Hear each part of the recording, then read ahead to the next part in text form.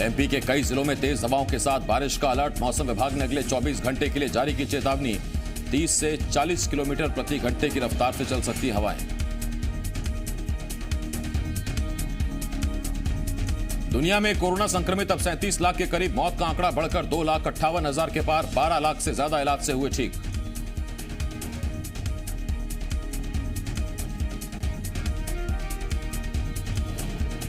पचास हजार के पार पहुंची देश में कोरोना मरीजों की संख्या। मौत का आंकड़ा बढ़कर 1,694 हुआ। इलाज से अब तक 14,183 मरीज हुए ठीक।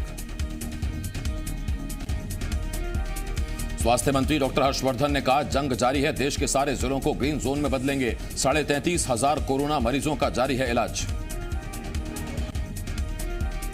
मध्य प्रदेश में कोरोना के 89 नए मामले सामने आए। इसी के साथ मध्य प्रदेश में कोरोना संक्रमितों का आंकड़ा 3,138 पर पहुंच गया। इसी के साथ प्रदेश में कोरोना संक्रमित जिलों की लिस्ट में एक जिला और बढ़ गया। आज नीमच के 4 मरीजों में कोरोना की पुष्टि हुई। मध्य प्रदेश में कोरोना से 185 मरीजों की मौत हो चुकी है, जबकि 1,099 मरीज पूरी तरह ठीक होकर अपने घर जा चुके हैं। इंदौर में संक्रमितों का आंकड़ा 1,681 पर पहुंच गया। भोपाल में 605, उज्जैन में 184, जबलपुर में 109, खरगोन में 79, धार में 76, रायसेन में 63 और खंडवा में 50 मरीजों में संक्रमण की पुष्टि हो चुकी है।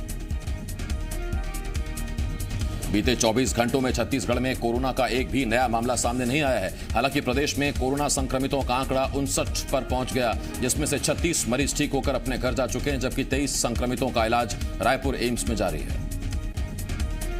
कोरोना संक्रमितों के जिलेवार आंकड़े की बात करें तो प्रदेश में अब तक सबसे ज्यादा मरीज कोरबा में पाए गए। कोरबा में 28 मरीज कोरोना संक्रमित पाए गए थे, जो सभी स्वस्थ हो चुके हैं। इसके अलावा दुर्ग में 10, रायपुर में 7, कवर्धा सूरजपुर में 6, बिलासपुर में 1 और राजनांदगांव में 1 मरीज कोरोना संक्रमित पाया गया।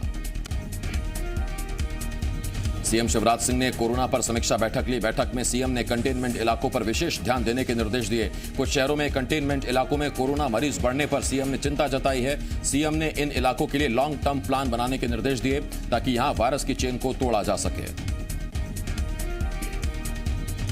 सीएम शिवराज ने बुरहानपुर, मंदसौर और नीमच जिले के हालातों की भी विस्तृत जानकारी ली। बैठक के दौरान सीएम ने कलेक्टर्स को निर्देश दिए कि वो दूसरे राज्यों में जाने के लिए किए गए आवेदनों का भी जल्द निपटारा करें। मध्य प्रदेश के 34 जिलों के 1,030 मजदूर को लेकर स्पेशल ट्रेन तेलंगाना से भोपाल पहुंची। भोपाल में हबीबगंज स्टेशन पर मजदूरों को उतारा गया, जहां सभी की स्कैनिंग की गई। हबीबगंज से सभी मजदूरों की जांच के बाद उन्हें बसों में बैठाकर अपने अपने जिले के लिए रवाना कर दिया गया। इन मजदूरों के अपने गृह जिले पहुंचने के बाद फिर से इनकी जांच होगी। इसके बाद 14 दिन इन्हें क्वारंटीन किया जाएगा। इन मजदूरों में सबसे ज्यादा बालाघाट जिले के 307 मजदूर हैं। शाहजहांपुर में कोरोना को लेकर आई एक रिपोर्ट ने सबको चौंका दिया। जिला अस्पताल में कार्यरत एक सफाई कर्मी कोरोना पॉजिटिव निकला। इस सफाई कर्मी की रिपोर्ट 1 महीने बाद आई है। सफाई कर्मी का सैंपल 5 अप्रैल को जांच के लिए भेजा गया था और 1 महीने बाद 5 मई की शाम को इसकी रिपोर्ट पॉजिटिव आई। सफाई कर्मी का सैंपल जांच के लिए इसलिए भेजा गया था क्योंकि वो आइसोलेशन वार्ड में कोरोना पॉजिटिव मरीजों के यहां ड्यूटी दे रहा था। तब से ड्यूटी दे रहा था और अपने गांव अभयपुर जाकर परिजनों के साथ और गांव में ग्रामीणों से भी मिलता रहा।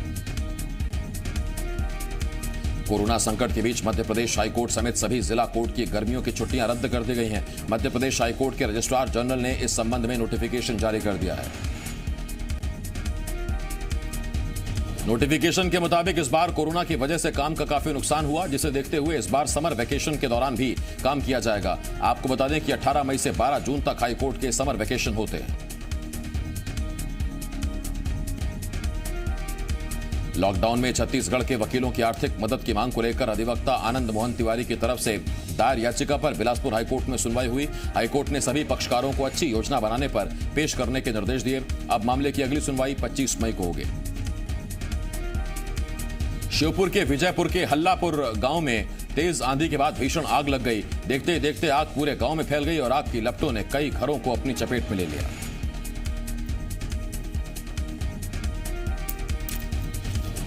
इस दौरान घरों का सामान जलकर खाक हो गया। भीषण आग पर काबू पाने के लिए दमकल की कई गाड़ियां लगी हैं। सूचना पर पुलिस और प्रशासन भी मौके पर पहुंच गया। लोगों को आग से दूर हटाया गया है।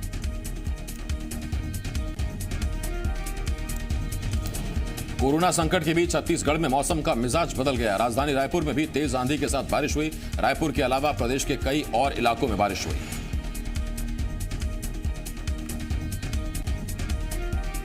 मध्य प्रदेश में शराब कारोबारियों और सरकार के बीच चली आ रही तकरार खत्म हो गई है। सरकार ने शराब कारोबारियों की मांगे 4 दिनों में पूरी करने का आश्वासन दिया। इसके बाद शराब कारोबारी दुकान खोलने पर राजी हो गए।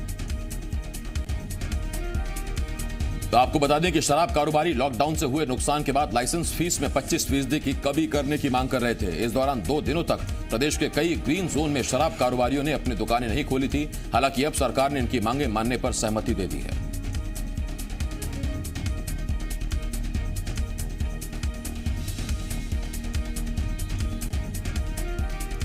सहमति के बाद कई दुकानें खुलने लगी हैं, लेकिन सरकार ने फिलहाल भोपाल, इंदौर और उज्जैन जिले में सभी दुकानें बंद रखने का फैसला किया है। जबकि इनके अलावा रेड जोन के 6 अन्य जिलों के भी शहरी क्षेत्र में भी शराब दुकानें बंद रहेंगी। बीजेपी विधायक आकाश विजयवर्गीय पर लॉकडाउन का उल्लंघन करने के आरोप लगे हैं। आरोप है कि आकाश विजयवर्गीय ने 100 से ज्यादा कार्यकर्ताओं की बैठक की। सवाल पूछने पर आकाश विजयवर्गीय ने कहा कि जनप्रतिनिधि काम नहीं करेगा तो कौन करेगा। आकाश विजयवर्गीय का कहना था कि यह बैठक शहर में गरीबों को राशन बांटने की व्यवस्था बनाने के लिए बुलाई थी। सभी कार्यकर्ताओं के पास कर्फ्यू पास थे और लॉकडाउन का उल्लंघन नहीं हुआ। उन्होंने कहा कि सोशल डिस्टेंसिंग का भी पालन हुआ।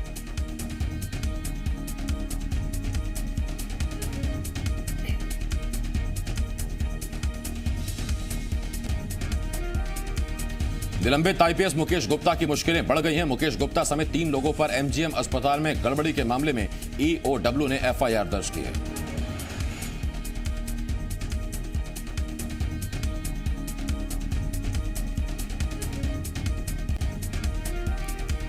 ईओडब्ल्यू एसपी इंद्र कल्याण एलएसएलर ने बताया कि मुकेश गुप्ता पर एमजीएम ट्रस्ट को सरकार से मिली 3 करोड़ की राशि का दुरुपयोग का आरोप है। ईओडब्ल्यू ने प्रारंभिक जांच में मुकेश गुप्ता, एमजीएम के ट्रस्टी जयदेव गुप्ता, डायरेक्टर दीपशिखा अग्रवाल पर केस दर्ज किया है।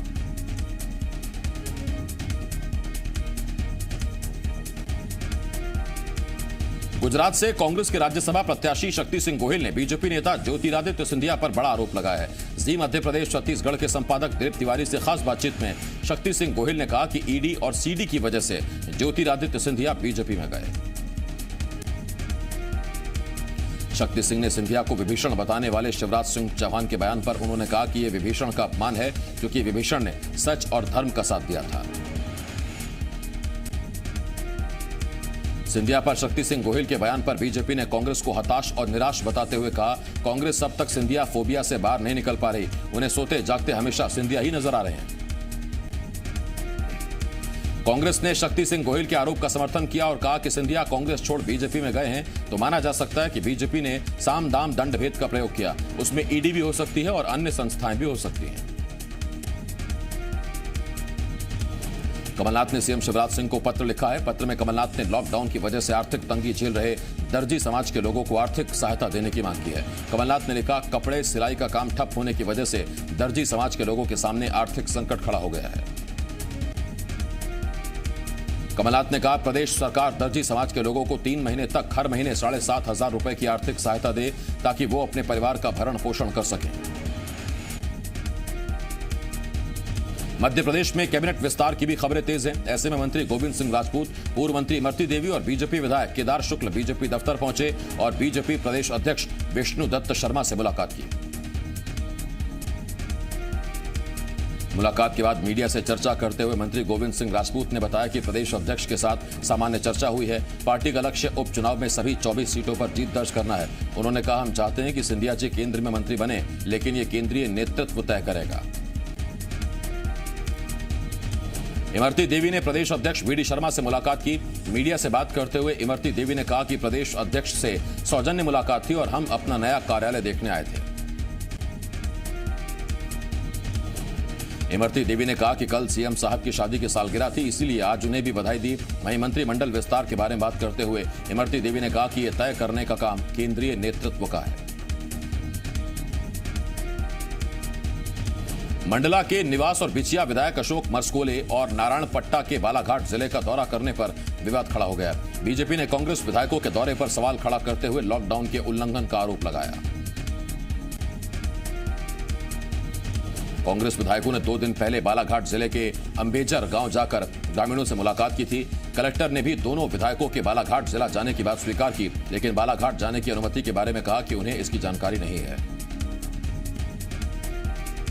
छत्तीसगढ़ के पूर्व सीएम रमन सिंह ने प्रदेश में ऑनलाइन शराब बिक्री को लेकर छत्तीसगढ़ सरकार पर जमकर निशाना साधा है। रमन सिंह ने कहा कि लोगों को दूध, दवाई और अन्य जरूरी चीजें ऑनलाइन नहीं मिल रही हैं, लेकिन शराब ऑनलाइन दी जाएगी। क्या कांग्रेस ऐसे प्रदेश को शराब मुक्त करेगी? पूर्व कृषि मंत्री बृजमोहन अग्रवाल ने प्रेस कॉन्फ्रेंस कर भूपेश सरकार पर हमला बोला। बृजमोहन अग्रवाल का आरोप है कि कवर्धा के क्वारंटीन सेंटर में लोग शराब पीकर ड्रामा कर रहे हैं और महिलाएं विरोध कर रही हैं, तो उनके खिलाफ गंभीर धाराओं में केस दर्ज किया जा रहा है। बृजमोहन अग्रवाल ने सरकार पर मजदूरों की घर वापसी पर राजनीति करने का भी आरोप लगाया। बृजमोहन अग्रवाल के मुताबिक आवेदन के बावजूद लोगों को एक जिले से दूसरे जिलों में जाने के लिए अनुमति नहीं मिल रही है। होशंगाबाद के जिला अस्पताल में तैनात डॉक्टर सोनिया सोलोमन का जन्मदिन अस्पताल में ही मनाया गया। डॉक्टर के जन्मदिन का पता चलने पर एसडीओपी अपने स्टाफ के साथ पहुंचे और उनका जन्मदिन मनाया। एसडीओपी की ये पहल तो अच्छी थी, लेकिन अति उत्साह के चक्कर में अस्पताल में जमकर सोशल डिस्टेंसिंग की धज्जियां उड़ी। डॉक्टर्स और पुलिसकर्मी एक दूसरे से हाथ मिलाते नजर आए, जबकि सामाजिक दूरी का भी ध्यान नहीं रखा गया। शादी 1 साल के लिए टल ना जाए, इसीलिए छतरपुर में एसपी के रीडर केपी सिंह ने अपने बेटे की शादी ऑनलाइन करा दी। सगाई 4 महीने पहले हो चुकी थी। शादी की तारीख आज के दिन ही तय हुई थी। शादी लॉकडाउन की वजह से टल रही थी और दूसरा मुहूर्त 1 साल बाद था, इसीलिए ऑनलाइन दोनों की शादी करा दी गई। दूल्हा दुल्हन दोनों बेंगलुरु में रहते हैं, लेकिन परिजन और पंडित छतरपुर में 2 सबसे पहले ऑनलाइन पंडित जी ने सभी तैयारियां कराई और ऑनलाइन ही मंत्रोच्चार किया और बेंगलुरु में दूल्हा दुल्हन ने 7 फेरे ले लिए। परिजनों ने नव दंपत्ति को ऑनलाइन ही आशीर्वाद दिया। सतना रेलवे स्टेशन पर खाने को लेकर मजदूरों में मारपीट हो गई। लॉकडाउन में मुंबई में फंसे करीब 1200 मजदूर श्रमिक एक्सप्रेस ट्रेन से बिहार जा रहे थे। मुंबई के कल्याण से बिहार के दानापुर जा रही ट्रेन जब सतना स्टेशन पर पहुंची तो खाने को लेकर मजदूरों ने आपस में ही मारपीट शुरू कर दी। कोरोना के डर की वजह से जीआरपी भी ट्रेन के अंदर नहीं जा रही थी। बाहर से ही लाठी पीट कर झगड़े को शांत कराने की कोशिश करते रहे। काफी देर समझाने के बाद मामला शांत हुआ, फिर ट्रेन को रवाना किया गया। झगड़े में कई मजदूर घायल हुए हैं। सरकार के निर्देश हैं कि कोरोना संकट में लॉकडाउन के बीच निजी स्कूल प्रबंधन अभिभावकों से फीस नहीं मांगेंगे, लेकिन सतना में सरकार के आदेशों को दरकिनार कर अभिभावकों पर फीस जमा करने के लिए दबाव बनाया जा रहा है। जानकारी के मुताबिक सतना में कई ऐसे निजी स्कूल हैं जो अभिभावकों को अप्रैल और मई की फीस जमा कराने के लिए मैसेज भेज रहे हैं। वहीं इस मामले में जिला शिक्षा अधिकारी सरकार के निर्देश नहीं मानने वाले निजी स्कूल प्रबंधकों पर कार्रवाई की बात कर रहे हैं। छिंदवाड़ा में सार्वजनिक स्थान पर थूकने पर जुर्माना लगाया जा रहा है। नगर निगम ने थूकने वालों पर कार्रवाई शुरू कर दी है। जिला मुख्यालय की गुरैया सब्जी मंडी में थूकने पर नगर निगम ने कई लोगों पर जुर्माना लगा दिया। लोगों को इस बात की जानकारी ही नहीं थी कि सार्वजनिक स्थान पर थूकने पर जुर्माना लगाया जाएगा। लोगों ने कहा कि अगर उन्हें इसकी जानकारी होती तो वो ऐसा नहीं करते। लोगों का कहना है कि इसको लेकर कोई जानकारी कहीं चस्पा नहीं की गई और ना ही जागरूक किया गया।